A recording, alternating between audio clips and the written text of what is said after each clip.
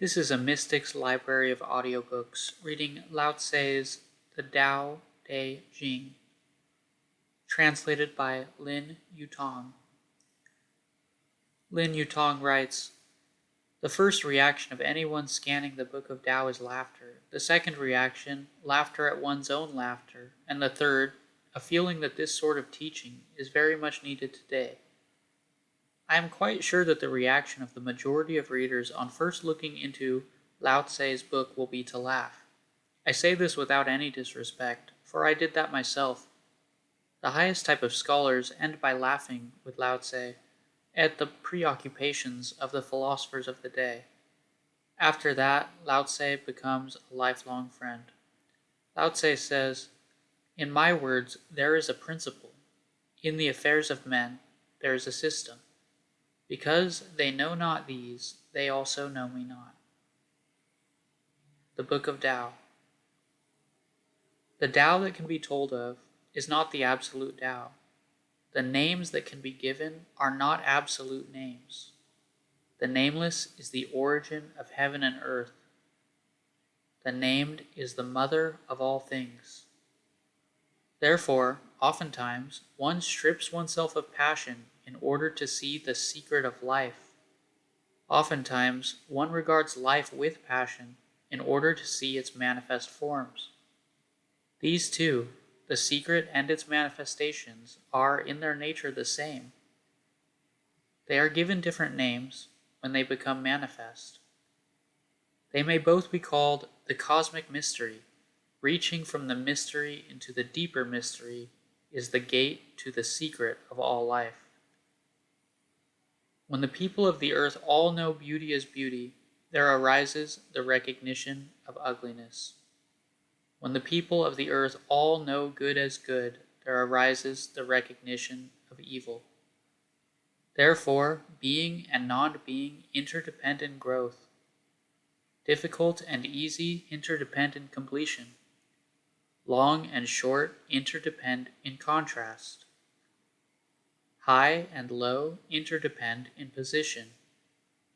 Tones and voice interdepend in harmony.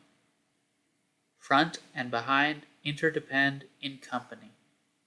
Therefore the sage manages affairs without action, preaches the doctrine without words. All things take their rise, but he does not turn away from them. He gives them life, but does not take possession of them. He acts, but does not appropriate, accomplishes, but claims no credit. It is because he lays claim to no credit that the credit cannot be taken away from him. Exalt not the wise, so that the people shall not scheme and contend. Prize not rare objects, so that the people shall not steal. Shut out from sight the things of desire, so that the people's hearts shall not be disturbed. Therefore, in the government of the sage, he keeps empty their hearts, makes full their bellies, discourages their ambitions, strengthens their frames, so that the people may be innocent of knowledge and desires, and the cunning ones shall not presume to interfere. By action without deeds, may all live in peace."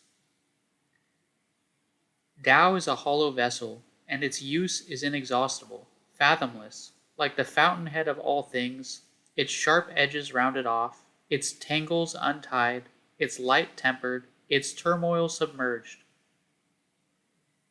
Yet dark, like deep water, it seems to remain. I do not know whose son it is, an image of what existed before God. Nature is unkind. It treats the creation like sacrificial straw dogs.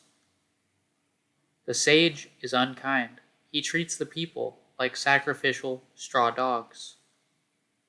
How the universe is like a bellows, empty, yet it gives a supply that never fails. The more it is worked, the more it brings forth. By many words is wit exhausted. Rather, therefore, hold to the core. The spirit of the valley never dies. It is called the mystic female. The door of the mystic female is the root of heaven and earth. Continuously, continuously, it seems to remain. Draw upon it, and it serves you with ease. The universe is everlasting. The reason the universe is everlasting is that it does not live for self. Therefore, it can long endure. Therefore, the sage puts himself last, and finds himself in the foremost place, regards his body as accidental, and his body is thereby preserved. Is it not because he does not live for self that his self is realized? The best of men is like water. Water benefits all things and does not compete with them. It dwells in the lowly places that all disdain, wherein it comes near to the Tao. In his dwelling, the sage loves the lowly earth. In his heart, he loves what is profound. In his relations with others, he loves kindness. In his words, he loves sincerity. In government, he loves peace. In business affairs, he loves ability. In high actions, he loves choosing the right time. It is because he does not contend that he is without reproach. Stretch a bow to the very full, and you will wish you had stopped in time. Temper a sword edge to its very sharpest, and the edge will not last long. When gold and jade fill your hall, you will not be able to keep them safe. To be proud with wealth and honor is to sow seeds of one's own downfall. Retire when your work is done. Such is heaven's way. In embracing the one with your soul, can you ever forsake the Tao? In controlling your vital force to achieve gentleness, can you become like the newborn child? In cleansing and purifying your mystic vision, can you strive after perfection? In loving the people and governing the kingdom, can you rule without interference? In opening and shutting the gate of heaven, can you play the part of the female? In comprehending all knowledge, can you renounce the mind? Thank you for listening, and be blessed.